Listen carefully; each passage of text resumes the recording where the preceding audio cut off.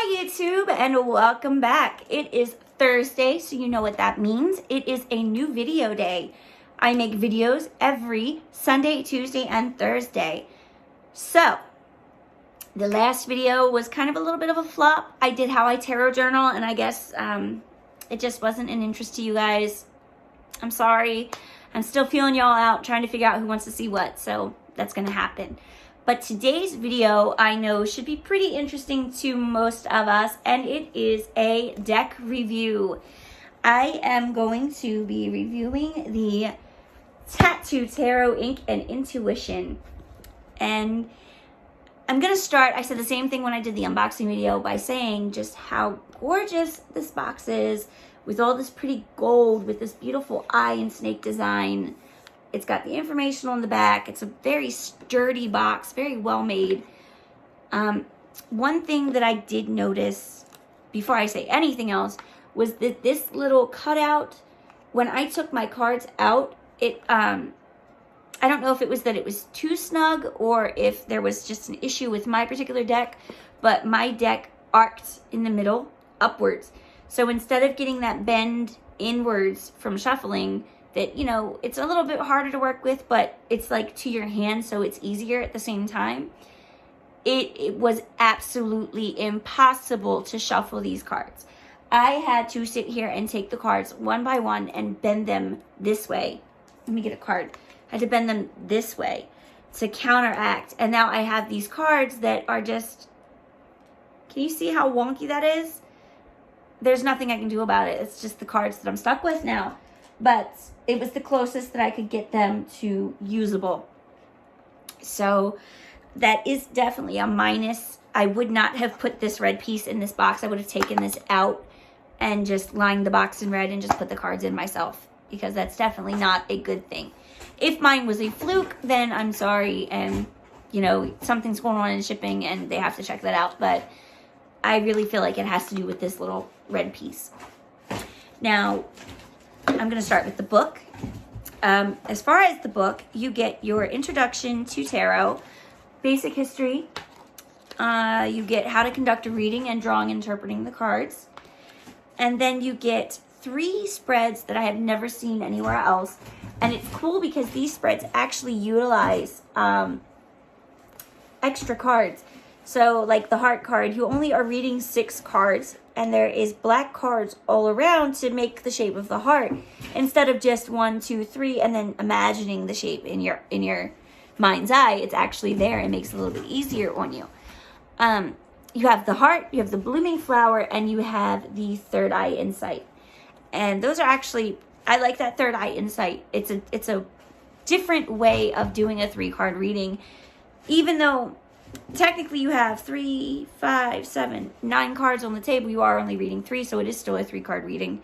It's definitely a unique layout and kind of makes it look a little cooler, especially on camera or for a person who's with you. Kind of gives you that little bit more mystical feel, you know? And it kind of makes you seem a little bit more mysterious. Now, moving on, it does tell you about the suits and what the elements and the numbers, what the elements are for each suit and what the numbers mean, ace through 10. Then it moves on to your court cards and what they mean, with the traditional descriptors, like pages being a young adult, king being a man. You know, everybody knows the traditional meanings. Then we get to the minor arcana, ace through king meanings, each suit. After that, we have the major arcana, and then that is it. So if you're a person who, like me, maybe you mean to read the books, but you don't necessarily get the time to read the books, well, you're not missing much. It's basics. It's not anything that you're going to die without. The meanings are a little bit different. Like 9 of Swords for this, power of the mind, third eye, good faith, integrity, busy mind, suspicion, fear, despair, shame, misery, anxiety regarding loved ones, hermit, meditation, sanctuary, ceremony, ritual. I have never heard of most of those being interpreted or it being used for the 9 of Swords. It's always been a card of anxiety, of worries. So if you would like some unique or different meanings for your cards, or maybe some inspiration for other meanings for you, you might want to take the time out to read the book. I cannot believe I just wasted all that time talking about the book. Let's get into the cards. That's what you guys are here for, right? I'm going to start with this back. This back is gorgeous. It for some reason, the kitten hit the camera again.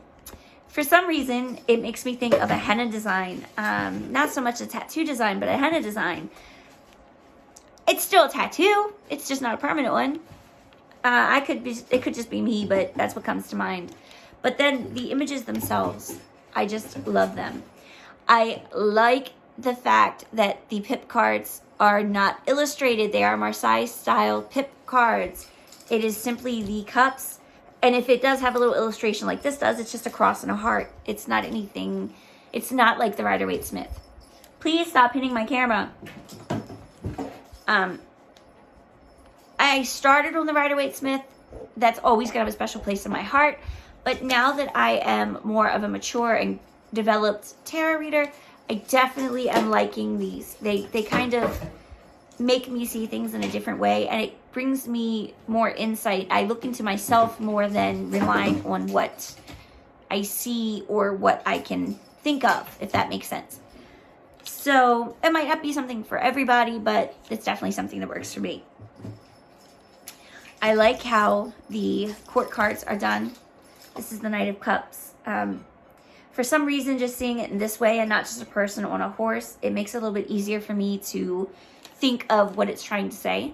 With a person on a horse, I end up just kind of, I look at it and I will get an intuitive message sometimes, but for the most part, I'm just usually looking at it like, okay, he's on a horse. Something's coming. And I don't know. I'm still hung up on court cards, and it's been years, but I'm still hung up on court cards. Let me see if there's another. I want to show you one of the aces. Or how about this? I'll show you the Queen of Cups. I love this Queen of Cups. I love her. She's awesome. The King of Swords. I can connect with these court cards in a way that I cannot with any other deck's court cards. Again, I'm loving these non-illustrated pips. And just being able to, look at them. I'll kind of remind myself of what the traditional card means if I need to, but for the most part, this speaks. Like, I pick up the conflict in this and being people against you, but I just don't see it in the same way. I can't explain it. You would have to watch me in a reading, especially when I pick a card readings. I use this deck, and there's a lot because I only have so many decks right now. And watch me use one of my Rider-Waite decks, and then watch me use this, and you will see what I mean. That's the best way I can describe it to you. As for the aces, there we go. Ace of Swords. I like the colors. When I read this deck, I tend to pick up colors or tie into colors in a way that I've never done with another deck. And the color kind of helps me to tie into the energy. So sometimes you'll hear me say the card is very blue or very red, and then I'll explain what that means to me. Sometimes I'll see red as a passion. Sometimes I'll see it as fiery. It just depends on the card. The card tells me what the color means. But you will hear me say it quite a bit. All in all, I love this Temperance card. I love her. Look at that. It's just the most awesome card. All in all, I would buy this deck again.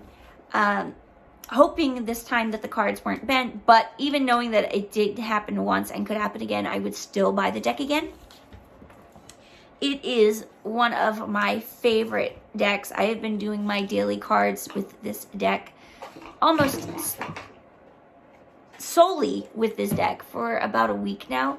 I did do a Mystic Mondays a couple days ago, but this deck is just calling me. It's just something about it. Like even the Ten of Swords. I am so sorry she keeps hitting this camera. Even the Ten of Swords, like, you still get the impression of the power behind it, and that all the swords in one thing without the shock of the person on the ground with the swords in their back. If that's something that you have problems with turning people off, this isn't going to happen with this.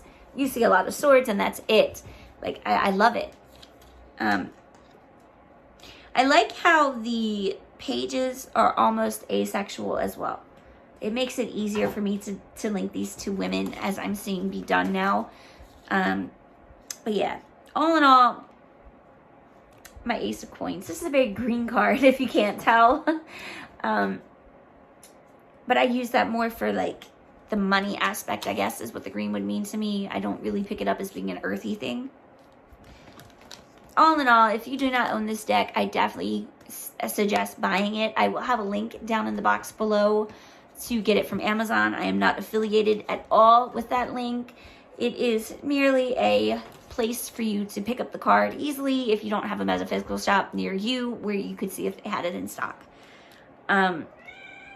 If you have any questions about this deck, please feel free to ask them in the comments and I will do my best to answer them. I think I paid a little, I think it was like $15 for this deck. I think it might have been 20, but I think it was 15. Again, the link will be in the box. Go ahead and check it out if you haven't already. I'm telling you, you will not regret buying this deck.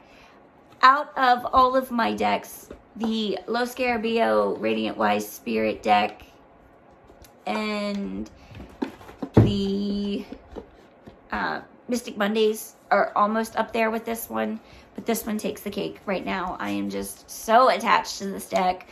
This is my go-to, period.